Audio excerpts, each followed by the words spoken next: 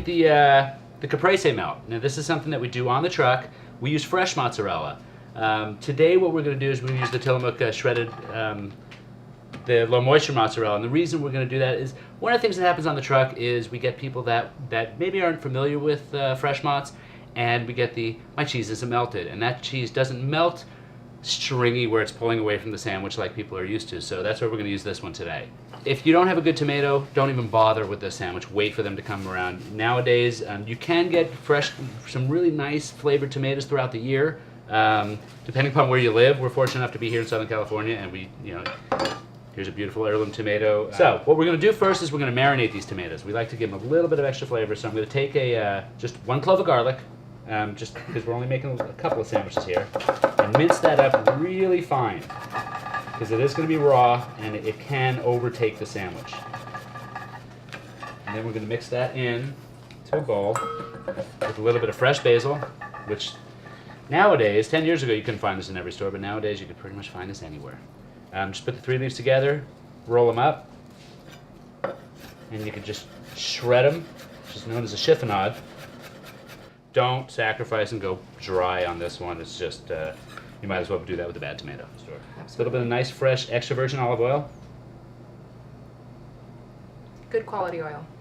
Yes, another place Really not to important. skim. Some salt. Again, sea salt is what we recommend.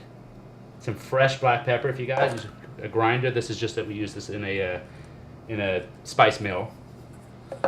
Mix that up. Or use a spoon. Then we take our beautiful tomatoes. You don't want to go too thick, but you don't want to go too thin. So now we're going to take the tomatoes and just throw them into your marinade there. Give them a little bit of a toss. Kind of separate them out so you get the marinade in the middle of all the slices. Okay, now we're going to assemble the Caprese Melt. Once again with our wonderful butter mayonnaise mix. You want to spread it to where you got it to the edges, not too thick, and we can just see the texture of the bread through. We're going to hit it with cheese. Now when you're using shredded cheese, which works very well as far as the melting part of it, it also tends to fall out all over Everything. everything and it's and the pan. So you want to kind of keep it towards the inside, keep it about a 1/4 inch, 1/2 inch from the center. One thing that we're going to do a little bit different with this sandwich is we're going to do a Parmesan crust on this. So we've got some fresh shredded Parmesan, not grated, so this way you get some texture to it. Take a little bit of hot pepper flakes, put that in there. And then you're going to take it and you're just going to press it down in. When you're doing this sandwich, you want to spread the butter maybe a little bit thicker than you would on most of our sandwiches, because what happens is you want it to grab all that wonderful Parmesan. So now we take our marinated tomatoes, get that right on top of your cheese. Then what we'll do is we'll take a little bit more basil. This, not such a fine, so that flavor kind of comes out. A little bit, probably like a 1/4 inch slice. Drizzle that in there. This is a balsamic syrup. Now, you can buy this at most of the specialty shops, and we drizzle just a little bit of that on there. And what this gives is a little bit of sweetness to it. So it's just such a wonderful balance to, you've got the cheese with the fat, you've got your acid from this, and the tomato. Works out really, really well. It's so good. Then we will top this with of course, more cheese. And you could do this with, like I said, we do it with fresh mozzarella on the truck. Keep it, again, on the inside. It will come out once you get over onto the griddle. So now we make sure that we've got enough butter on these. We get them into the cheese once again. So we've got a nice little coating there. Kind of give that a little bit of a push, and we're off to the races. Now you want to put this onto a 350-degree griddle. Goes down, you want to hear just a little bit of that sizzle. With the cheese on the outside will burn a lot quicker than bread will burn. So get it on there.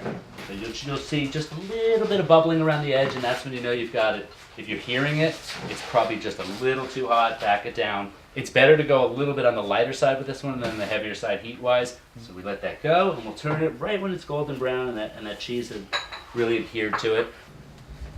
Okay, so now when your Parmesan is nice and golden brown, That's going to be the hint to your sandwich is getting ready. You get that nice little crust, chili flake or some bite to it. This is one of the Parmesan crust is one of those things that people can do when they come to the truck, and it's a great addition to a lot of the sandwiches that we do. And it's actually a great thing to do on whatever kind of sandwich you come up with at home.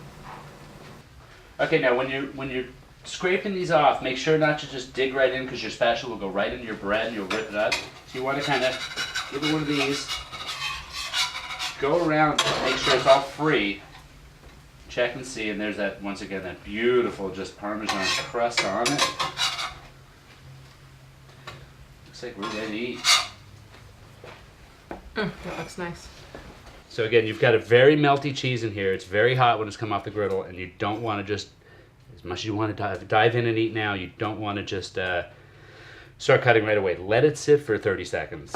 Let the cheese kind of settle into its little spaces. Again, never with a serrated knife. You want to go in with a nice sharp-edged regular knife, and don't just push down because you're going to end up with a sandwich that turns into a V. Go for a cut, get it through, and just follow it down. And that is a wonderfully fresh So good. Caprese Melt.